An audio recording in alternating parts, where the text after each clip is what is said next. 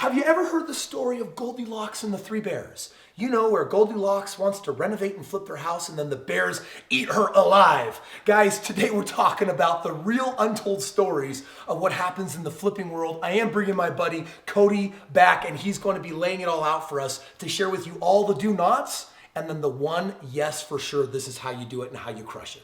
'Cause we're gonna be legends. What we're doing here ain't just scary. It's about to be legendary. Goldilocks was a naive investor when those bears took her down and ate her because she didn't know what she was doing, dude. Seriously, break it on down. For these people watching, it's like, listen up. In that game of flipping, you can make so much money, but you can freaking get steamrolled and die 1,000 deaths is what it feels like when you lose it all. This is all I got. Just like this. Right, It's horrible when it goes south. Yeah. And the thing is, it's completely avoidable. And my mentor used to always tell me, winging it is not a strategy, right? And so that's really true when it comes to renovating houses. There's some things that you should always have top of mind. Whenever you're going to do a rehab, you don't make mistakes and you can avoid, very, very costly, financially devastating situations that are avoidable. And this is the thing that I want you to understand. What we're talking about, flipping is not this plague that is so risky you can't figure it out. The reality is there's a reason why Cody has 10, 12 flips going at any given moment. There's a reason why when I go in my markets, I got my rehab crews moving through a dozen homes from the auctions at any given moment. There is a science to this. And when you know the science, dude, you can win, but you need to know the biggest pitfalls and mistakes to avoid. That's what we're going to be honing on right now. So, Cody, dude, number one biggest mistake you see new investors make when they get into the flipping rank game? Number one mistake? Number one. God, this one's tough. It's probably hiring the wrong team members. I would say that's probably the biggest. What team members? The rehab team? Yeah, your rehab team. So I'm going to assume you have a deal. You already have it. You're ready to go on it. Now, you have to make a decision. Do I do it on my own or do I go hire team members to help do it for me? So my thing is, talk to you offline about this, is what is your highest and best use of your time? You should not be out, swinging hammers and installing toilets. You should be leveraging other people's time, skills, money, resources. And so for me, it's always go out and build a great team around you. Yes. But with that being said, if you don't know the questions to ask to find a good general contractor, right? And you want somebody who's licensed, bonded, insured, and you don't do the background research on them. And for me, when I go out and let's say I'm moving into a new market and I want to hire a general contractor, best source to find potential general contractors is through an investor referral. But one time I didn't do that. When I was brand new, I hired the wrong general contractor. Next thing you know, they're coming to you and they're like, hey man, I need to get some more money from you. I got to get materials. And then all of a sudden I would show up and I gave him money and there's no materials on site. And you're like, what happened to that? And he's like, I don't know, the materials must have got stolen. And all these stories start happening. Next thing you know, you realize not only did the guy take your money, and what I found in that situation, he actually bought materials.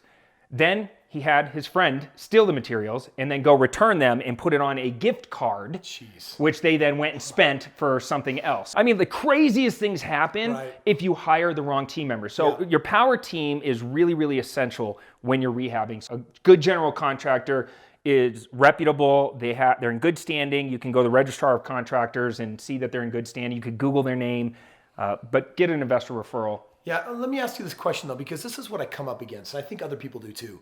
You're like, yeah, but why do I want to go licensed and bonded when I can get a handyman that will only cost me half as much? And there's this hope that if you don't go the full reputable route, that maybe you save some money. Is there any validity to that? I do have some projects where I send my handyman over, and normally a handyman is more of like a jack of all trades. They can do some drywall, they can paint, they can do some demo work. Not well, but they can do it. And it's cheaper. So I use handyman for certain things. Like if I need something painted, for instance, like cosmetic stuff. Yeah, or like a back wall. If I hire a painter, they might charge me, $75 per square foot or something to paint, or per wall, or whatever they're doing. My handyman will go out there with his paint gun and do the whole entire thing for $75. So there are certain situations, but I wouldn't do any major remodeling where you're doing like full-blown kitchens and Walls bathrooms and all coming that, down, redoing entire rooms. bring in a general contractor, because what's going to happen is when you go to turn on power or any utilities, if the utility company tells the city what you're doing, and they don't have a bonded contractor in there, and you don't pull permits and stuff like that, they could shut your job site down. And what happens is all of the subs that are working on your project, whether it's a plumber or whatever, they'll get fined if they go onto the property. Yes. So they will stay away from your project. So that could really screw you up. Okay, so let me ask you this. So we're talking about how reputable and when you need them. I love it. This is amazing information. Here's the other one though that I just kind of get hung up on, which is time. How do you find someone that'll freaking stay on the job site and actually deliver? Because dude, these guys, it is amazing. You want to pay them. They're so hungry for the work, and then they take twice as long to take the project down. They're not there when you show up. How do you get them motivated to like freaking beast that project out till it's done? Great question. And it's so easy with today's world full of technology. They never know when I'm going to show up. And I call them all the time and tell them I'm always on my way. Yes. And I'm always FaceTiming them. Right. So I'm constantly saying, hey, go live, go FaceTime with me. Right. Show me what you just installed. Right. Show me the quartz countertop. Show me this. And they're always on their toes. So they're like, oh my God, if Cody calls me and I'm not doing working, I'm going to get in hot water. Dude, that's good. That's awesome. Okay, so dude, horror number 1 is you get the wrong team. Horror number 2. By the way, just real quick, before we go to number 2, I just want to tell you guys something. There are ways to do this the right way. And it was kind of cool. In Cody flying out, he's been super generous with his time. And he's someone that I definitely want to promote because I know his background, his history, and I believe in Cody. I believe in his company, clever investor in what they do. If you guys want to get more information on how to do this actually the right way, there's a link in the description below. And you actually can get a chance to work with Cody and his team for 70 solid minutes of training. And I recommend it to anyone that is saying, I need to go down this road. This is the road that I need to travel. Then listen, this is the man that I'm telling you, he's got it already all figured out and you're going to want to play in his camp. So make sure you click the link if you want to do that. But horror number 2. Horror number 2 is getting stuck in a deal with bad financing. Ooh. All right, when I say bad financing, I'm talking mainly about hard money loans. Got it. Which are very high interest rate asset-based only loans, meaning that you can go to a hard money lender right now and they will lend you money based on the property itself, so you don't need good credit or anything like that, but it's very high interest rate. It's expensive, it can be. It can be very expensive, and if you don't buy the property right and you don't sell it fast enough when it's done, you can get stuck in a bad deal. And I'll never forget the property on Georgia Avenue. I have nightmares about it. Okay, I got stuck into this stinking deal. My partner wanted to buy it. I didn't even want to buy it. So first off, you already get that, gut instinct where you don't want to, just don't do it. Follow your gut. But I didn't because, my partner was kind of talking me into it, even though I had my one foot out. We ended up going and buying the property. As soon as we got into the actual remodel, it cost more than we thought because old plumbing, unforeseen things when you start opening up walls. And the financing we had on there was a hard money loan. I thought I was going to be able to sell it for a certain amount. When the project finally got completed, a house down the street sold and they took a rock bottom price. So they lowered the comps.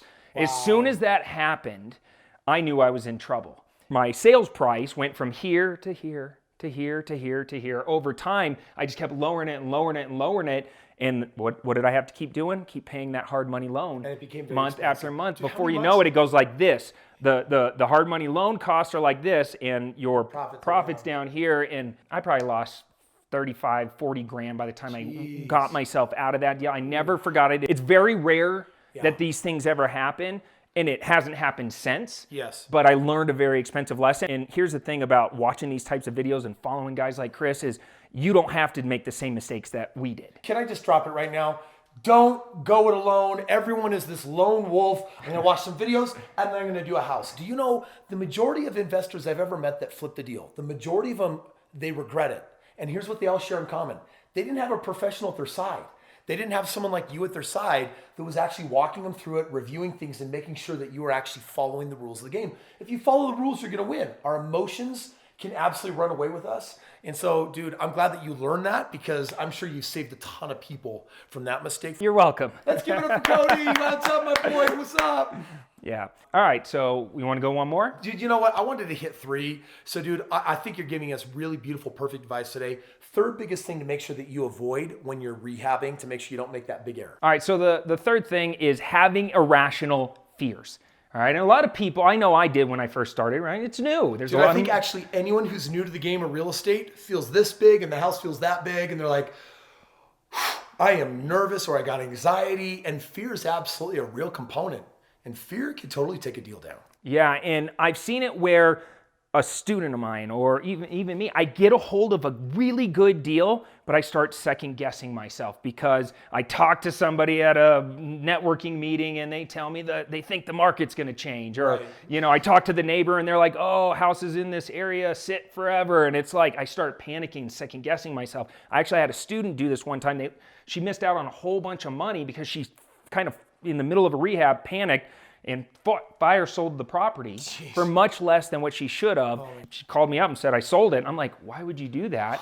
And she missed out on a great opportunity. So irrational fears are real. They really do get in the way of a lot of people's dreams, but Dude, I was working with this older couple. They had bought 2 homes in this hot market. The values were going up like crazy. And they sat down with me 2 years in and they're like, oh, Kris, we're nervous. I'm like, I had just reviewed their numbers. I'm like, okay, what's going on? They're like, oh man, we're just really nervous about the debt. I'm like, what do you mean? Like, well, we bought these houses that we went to the bank and we got mortgages. We have this debt. I'm like, but have you balanced that against what you guys are making? Like, I know, but the debt is really keeping up us tonight. And I looked down at the sheet. I'm like, all right, I got a deal for you. I'm going to take both these off your hands at the price you bought them for. I'll cash you out, okay? And all of a sudden they're like, no. I'm like, why not? Like, well, we made 50,000 of growth on each of these properties. We're up 100 grand. I'm like, what else? I'm like, well, we're cash flowing like hundreds of dollars every month on them. I'm like, so what's up with the fear? And irrational fear can get us to do irrational, crazy crap. So crazy crap is the one thing you don't want to do. You've cited an example. I've seen examples of it. You got to find a way to actually have your psychology screwed on right. I recommend for people, dude, just positivity and having a mentor, reading good books, finding yourself in good places, surrounding yourself with the right people versus the naysayers. If you got a mentor who is at your side and you're their student, there's nothing more powerful. There's nothing more powerful than having that mentor. It's not that they're there to guarantee that you'll never make a mistake, but what it does mean is that when you are doubting yourself, they can help correct your thinking. And that's the most important thing is, dude, if you're gonna make this money, you might as well enjoy your life along the way, right? that's it. That's why we got into real estate in the beginning. So, Totally, yeah. So you should start like taking that upon you now. So listen, Cody, man, dude, you totally delivered. Thank you so much. Right, one more back there. Thanks for rocking it out with us today, sharing the 3 biggest fears that get in people's way and the obverse. If you actually want to go out there in the marketplace and start winning and crushing it at a whole new level, all you got to do, my friend, is click the link below because Cody got together with those famous people in Atlanta that are on that Flip That Show TV show. Yep. And you put together like a masterclass on how to do this the right way. I fully endorse working with this man. Dude, that's why we've been friends for all this time. And dude, I'm just telling you right now, check him out on his YouTube channel, like and subscribe. And for those of you, if you like this, give this a thumbs up, share it to people that are interested in being in the game, and we will see you on tomorrow's video.